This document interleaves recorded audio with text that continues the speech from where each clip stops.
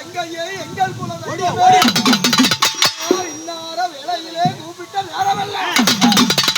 வேடியப்பா அவனை கூப்பிட்டு நான் வைக்க ஓடோடு கிளம்பேனும்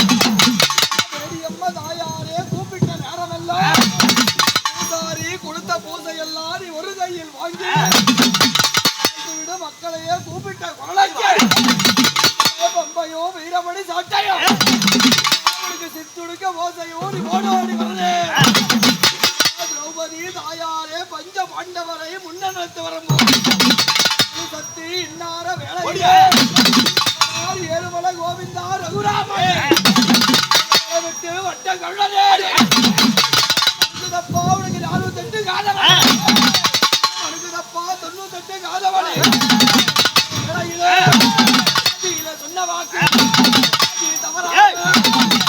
சொல் மாறியாத